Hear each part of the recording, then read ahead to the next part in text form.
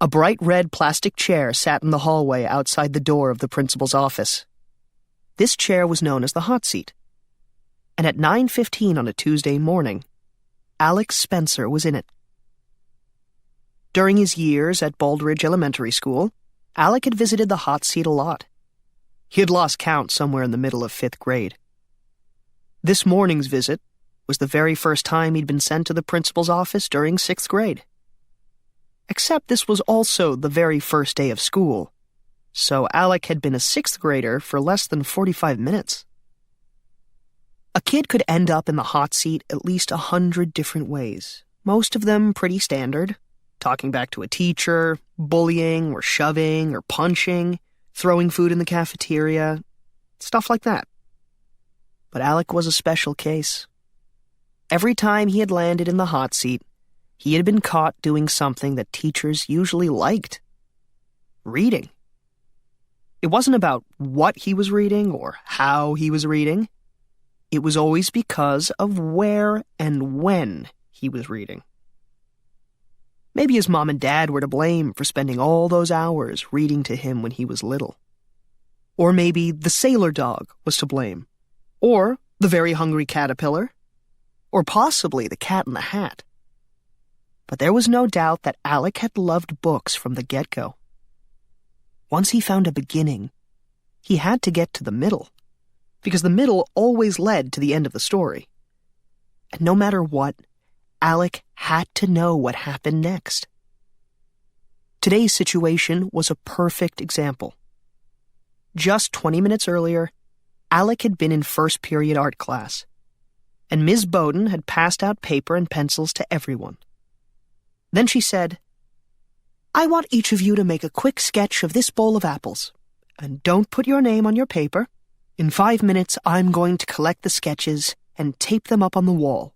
And then we're going to talk about what we see. All right? Please begin." From across the art room, Alec had looked like he was hunched over his paper, hard at work. But when Ms. Bowden got closer, she had discovered that Alec was hunched over a book, reading. Something that had happened many, many times in past years. So Ms. Bowden instantly sent him off to see the principal. The second period bell rang, and the hallway outside the principal's office filled up with kids, which was one of the worst parts of being in the hot seat. If you got sent to see Mrs. Vance, the whole school knew about it. However, Alec wasn't just sitting there on the hot seat. He was also reading. It was a book called The High King, and in his mind, Alec held a sword in his hand as he ran along beside the main character, battling to save a kingdom. The bell, the kids, the laughing, and the talking.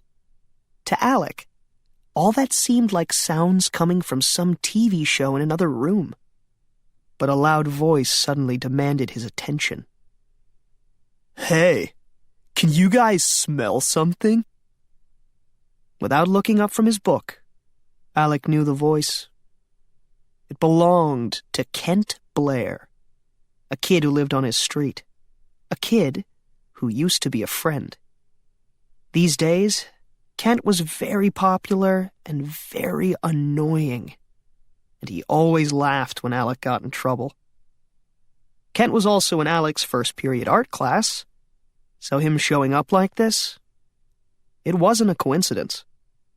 Alec forced his eyes to stay on the page, but he could tell Kent was about 5 feet away, standing with 2 other guys. He was talking extra loudly, making a big show of sniffing the air. "Phew! Seriously? Can't you smell that?" One of the other guys said, "I think it's the spaghetti from the cafeteria." Kent turned slowly toward Alec and then pretended to see him for the first time. "Oh, look," he pointed. "That's Alex Spencer on the hot seat. So the smell? It's fried bookworm. Get it? Ha ha!" The other guys joined right in. "Oh yeah! Fried bookworm!" Alec looked up from his book and scowled. He was about to toss out some insults of his own, when all three guys stopped laughing and walked away. Fast. Something on his left moved, and Alec turned. It was Mrs. Vance, holding her office door open.